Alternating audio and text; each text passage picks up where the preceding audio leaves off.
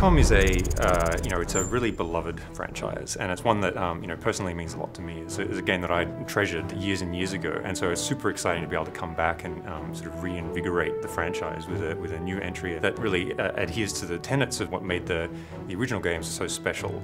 Our telling of XCOM is an origin story. It's about experiencing the origins of this organization from a really zoomed in and boots on the ground perspective. We really wanted to make you feel like what it was like to be one of the squaddies in the original game, and not the all-knowing top-down commander. Past games were all about a global UFO defense agency, a kind of task force made of the best from across the whole world who were supposed to repel an alien invasion.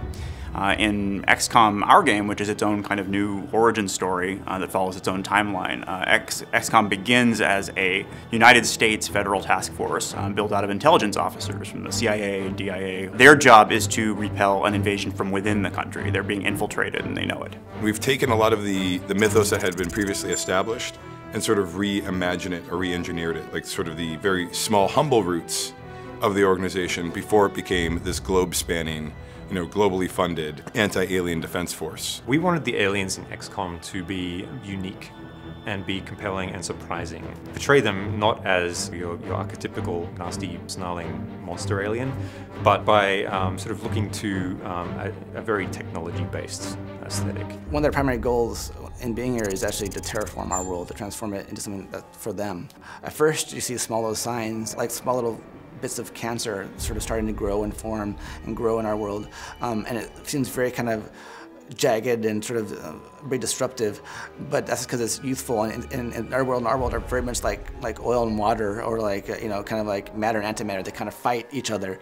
But eventually what you see throughout the game is eventually their world kind of wins and starts to grow and become more this cubic, perfect kind of pristine version of their own home world. But a lot of the places that you're going to go are kind of half and half. They're what was a pristine and vibrant American community, which has now been, or is in the process of being actively terraformed by alien technology. The XCOM of our game is a kind of unconventional organization by the standards of the time. It has an idiosyncratic thinker that put it together, and is specifically looking for people who are compensating for some kind of disadvantage. So you'll find a lot of the core cast are not necessarily what people think of as an invincible G-man. They have a different background, or they come from a politically more sensitive sort of demographic. And over the course of the game, you get to know why that was, why the character who put it together thinks that that's necessary. The base is really the hub of XCOM as an organization. It changes and evolves over the course of the game. It's someplace that you return to after every single mission, and it serves as both a sort of story and social space for you to have conversations with other characters, learn more about the world of XCOM, see how other people are reacting to the war as it progresses, and really immerse yourself in the world of 1962. But it's also your main hub for gameplay. You will obviously manage and recruit agents. Agents are your extensions of your willpower out in the battlefield, your buddies that you use to combat the alien threat.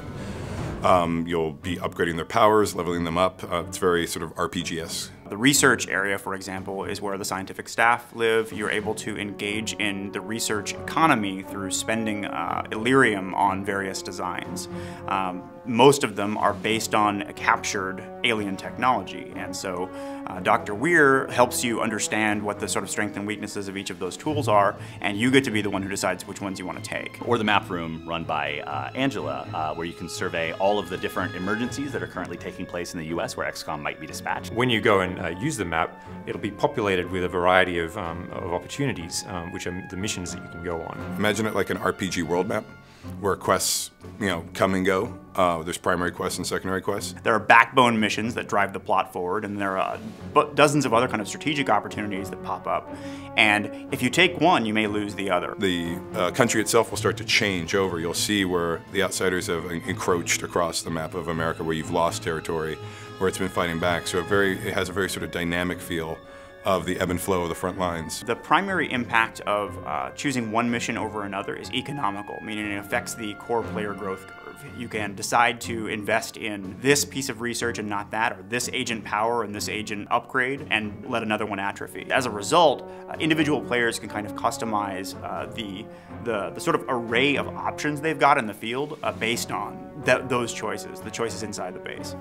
There's also like little mini quests in the base. There's sort of like side quests that go on. So you'll interact with the different characters, learn more about their stories. The central characters of the game, you can go and talk to them, and you'll have dialogue options, and you'll be able to basically mine out as much of the story as you want by engaging in these conversations. XCOM is a story about some real people, some people with flaws and conflicts, and they're thrown into this situation against essentially overwhelming enemy that it's difficult to tell if they can even be defeated. And only by assembling the brightest minds, the smartest people that the world has to offer, are you even going to have a hope of defeating this enemy.